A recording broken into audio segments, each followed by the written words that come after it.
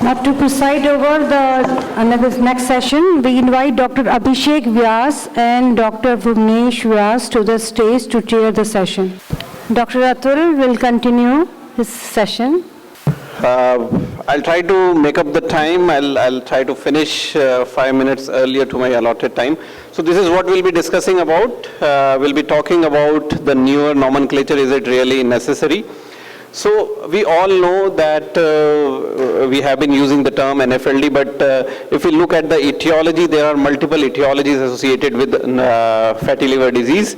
And what exactly is metabolic dysfunction associated steatotic liver disease? It is steatotic liver disease plus cardiometabolic risk factor.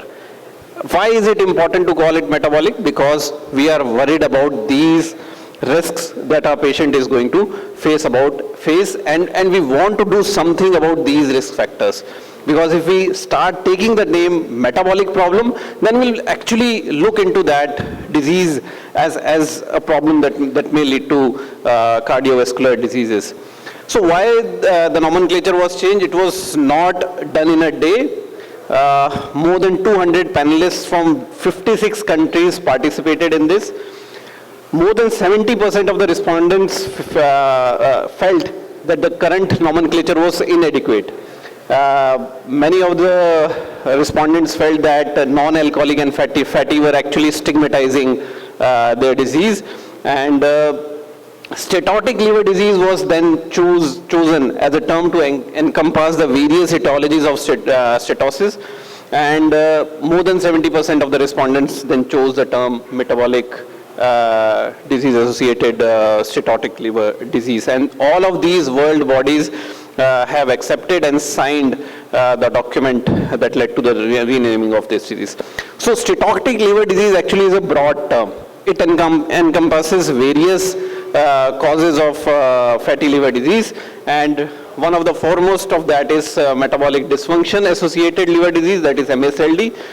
But we know that in the real world, it is always not easy to segregate between metabolic and alcoholic liver disease. So they came up with this solution.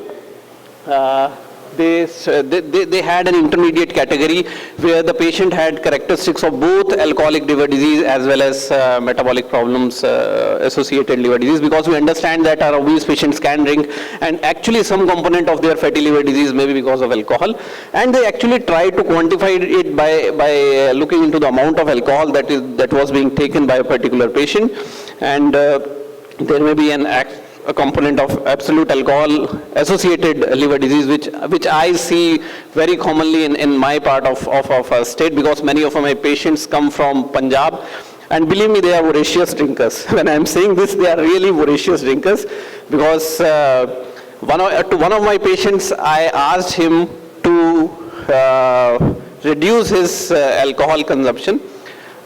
He was drinking a quarter. Sir quarter पीता हूँ, मैंने कहा ठीक है, उसको आधी कर देना. Next time he comes, his sugars are going haywire, and I ask him कि सर क्या हुआ, ये तो और बढ़ गई, ऐसा क्या हुआ? सर तुसी क्या ऐसी अद्धा पीना है? मैं अद्धा पीना शुरू करता. So that is actually a problem in my area. There may be a specific etiology to steatotic liver disease. It may be drug-induced injury. INH, antiviral disease, all of these are associated with drug-induced fatty liver disease. Then there may be monogenic causes, infections, all of these problems are associated with fatty liver disease. So what is the type of the patient that we call MSLD? It is steatotic liver disease and presence of one out of these 5 cardiometabolic risk factors. It may be just an elevated triglyceride, a low HDL, presence of diabetes or pre-diabetes, obesity, and high blood pressure. And believe me, many of our patients actually fall into this category. So how to classify it? We look at a patient, we find that the patient is having steatotic liver disease. Does he meet any of the criteria for cardiometabolic disease? Yes, it is MSLD. Is there any other cause of steatosis, like is he consuming alcohol? Then it may be a combination etiology. Otherwise, it may be cryptogenic or depending upon the cause. So let's look at a case scenario. This is very common, what we see in our OPDs very, very commonly. This 49-year-old gentleman, BMI 25.8, his alcohol consumption is less than 20 gram per day. He was diagnosed as having diabetes 6 years back and currently on statin and dapagliflozin and metformin combination.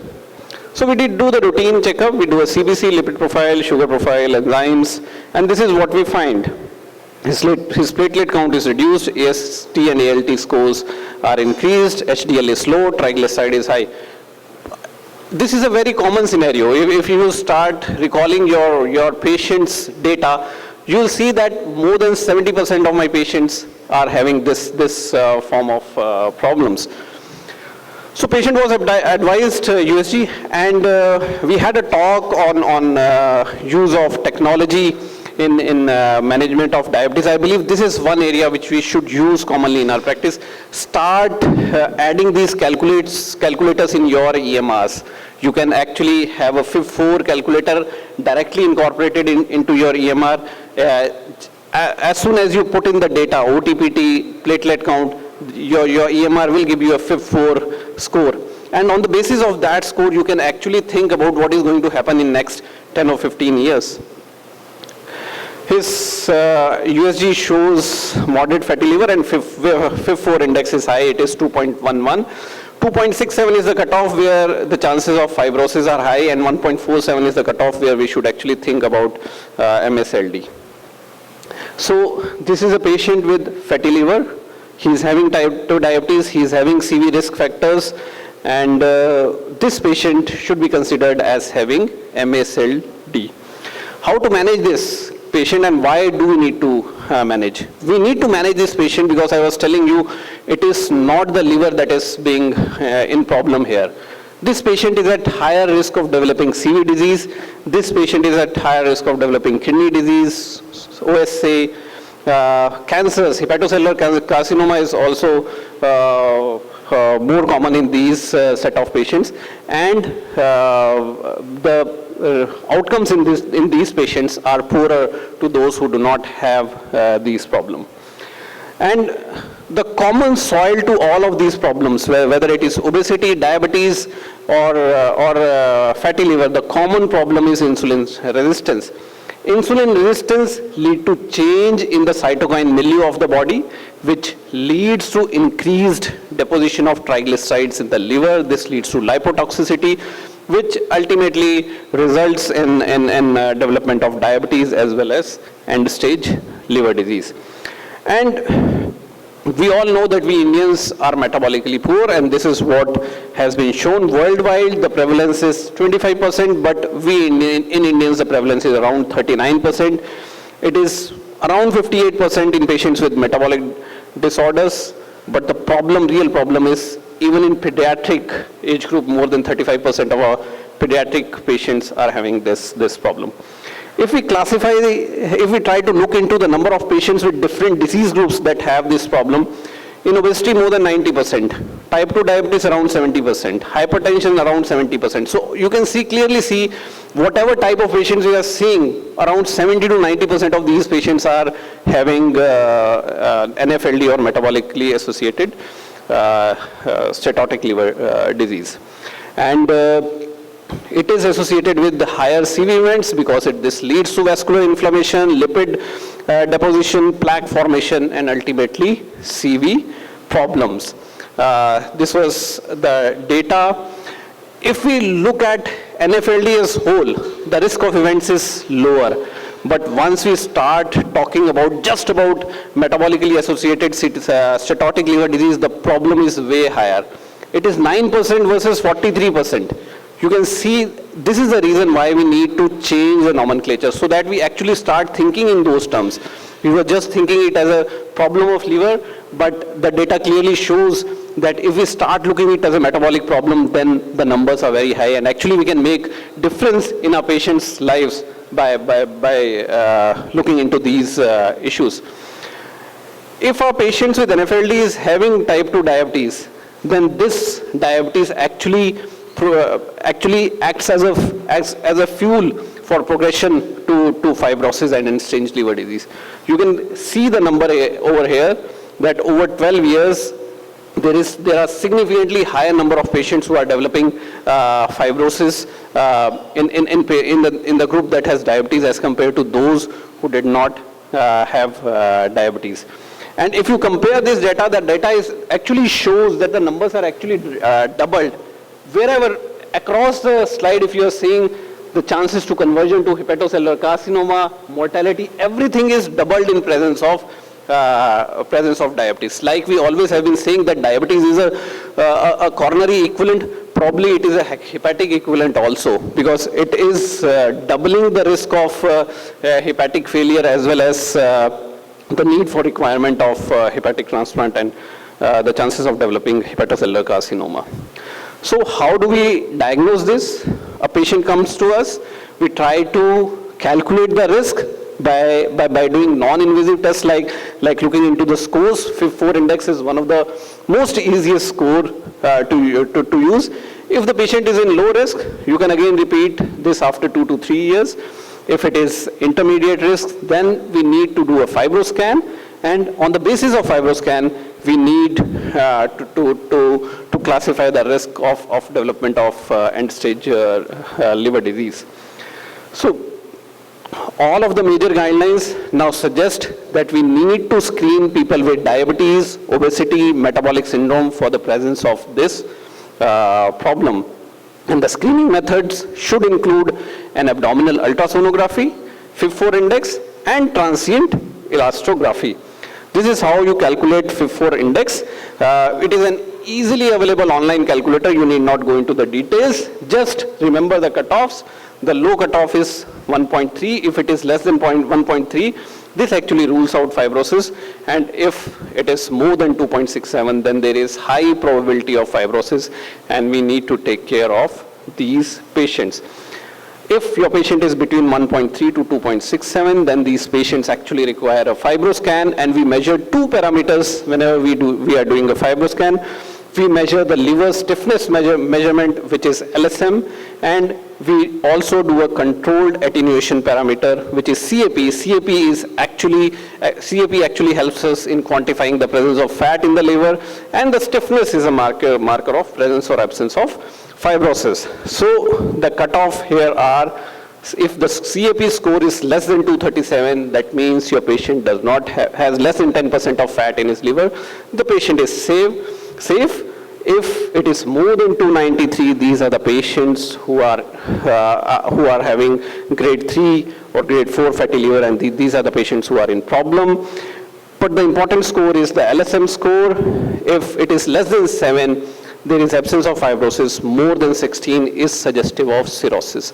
So it is a non-invasive investigation, easily can be done in your local area, and it actually helps us in quantifying the risk of the disease.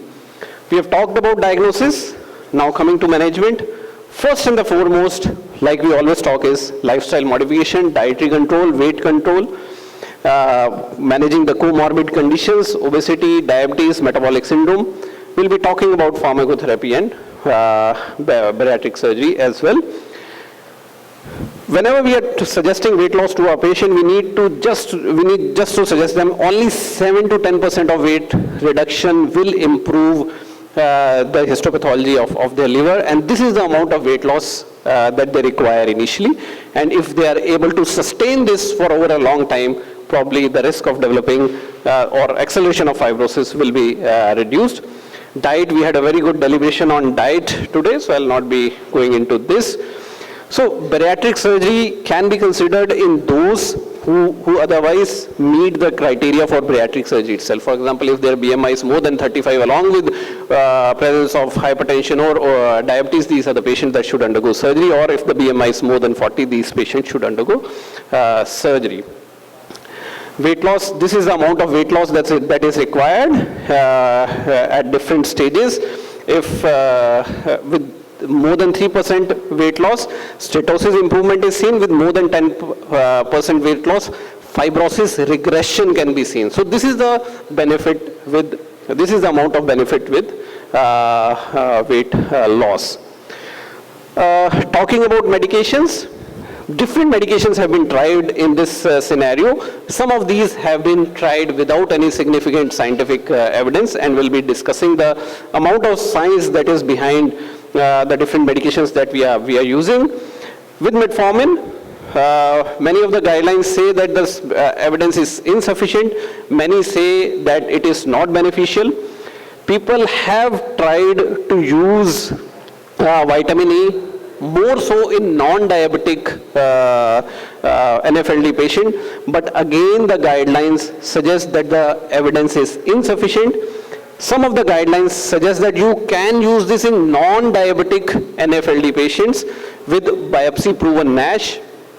Pioglitazone, like PPAR gamma agonist, can be considered for use in selected diabetic patients. NICE guidelines suggest that these can be used even in the absence of diabetes. If we look up at the Asians, there is insufficient evidence. Pioglitazone can be indicated in biopsy-proven NASH as per AACLD. So this is one of the drugs that has some potential, a good drug that I believe has been underutilized for management of diabetes. We do not have any evidence for UDCA or obeticholic acid. It is not beneficial. Many of the guidelines have even not mentioned it. I believe one of the very common drugs that is being used today is UDCA, but the guidelines do not support the use of this molecule. So coming to the molecule saroglitazole, which is actually one of the made in India molecules. It is India's first NCE approved molecule for NFLD. It is both PPAR alpha and PPAR gamma agonist, and through the activation of these transcriptional factors, it actually reduces triglyceride, it reduces insulin resistance, and not only improves hepatic fibrosis, but also it helps in controlling blood glucose levels. You can see that with the use of this molecule, and the data has been based on 18 clinical trials, triglyceride reduction is seen to the tune of around 50 to 60%. HbA1c reduction is to the tune of around 0.7 to 1.6%, LDL reduction by 20%, in ALT reduction by 67%. So again, the data clearly, this data was on the basis of a randomized double-blind placebo-controlled trial where treatment-naive type 2 diabetes patients were randomized, and they were randomized to receive either saroglitazole or placebo. Use of saroglitazole improved insulin sensitivity significantly. We have phase 2 trial from USA as well, and again the study showed that with the use of saroglitazole, there was a reduction in AST-ALT levels. There was a 4.2% significant reduction in hepatic fat percentage, and around 55% of the patients have more than 10% hepatic fat reduction in this phase 2 study.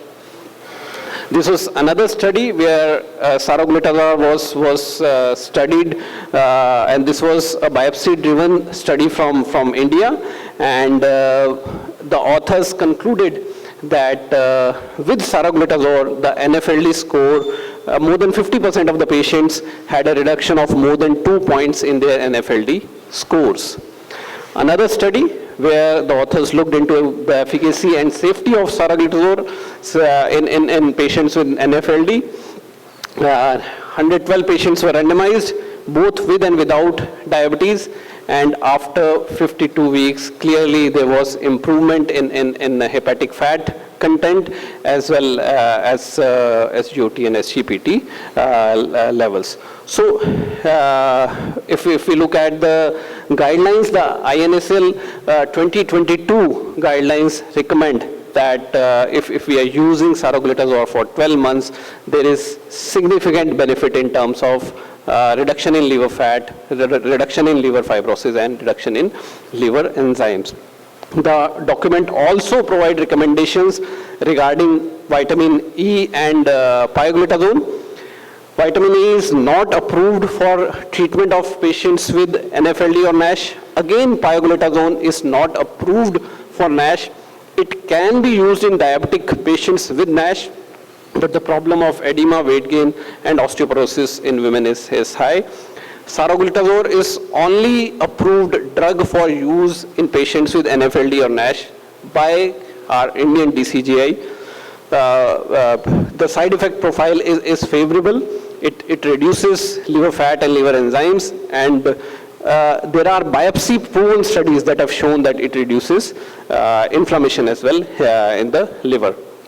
So if you look at the three major Indian expert consensus, the 2020 LAI Lipid Association of India expert consensus statement, as well as the RSSDI expert consensus, as well as the INSL 2023 expert consensus, all of these guidelines favor the use of saroglitazone in patients with NFLD, in Indian patients with NFLD. Again, comparing all of these agents, saroglitazone is a dual PPAR alpha and PPAR gamma agonist. Pioglitazone is only PPAR gamma agonist. Vitamin E is antioxidant drug, and UDCA it replaces toxic bile acid. There is clear evidence to show that saroglitazone is associated with insulin sensitivity, increasing insulin sensitivity. So is pioglitazone. The only drug that has been approved for NFLD treatment in India currently is saroglitazone. No other drug has got this approval, and the studies, like I showed you, has clearly shown the benefit of this drug in these set of patients. So coming back to our patient was on statin and DAPA and metformin combination. So to this prescription we added saroglitazone 4 milligram once a day, and we asked him to follow up after 4 months. His triglyceride reduced significantly, his HDL improved, OTPT reduced, and his platelet count improved. His FIB-4 index reduced. So this is important. His risk of developing fibrosis has reduced significantly. So to summarize, metabolic associated steatotic liver disease seems to be an apt nomenclature for this disease entity. It is called MSLD when there is presence of fatty liver disease along with presence of one cardiovascular risk factor in form of obesity, diabetes, triglyceride, low HDL, along with steatotic liver disease. Start using FIB-4 index routinely in your practice. It will improve your outlook when to look for this condition in your patient population. In any metabolic problem, lifestyle modifications are the most important intervention that needs to be done. That should be the first step. Saroglitazone is currently the only approved drug for management of NFLD with metabolic disorders in India. Thank you. Thank you very much, Dr. Atul, for excellent presentation on MASLD.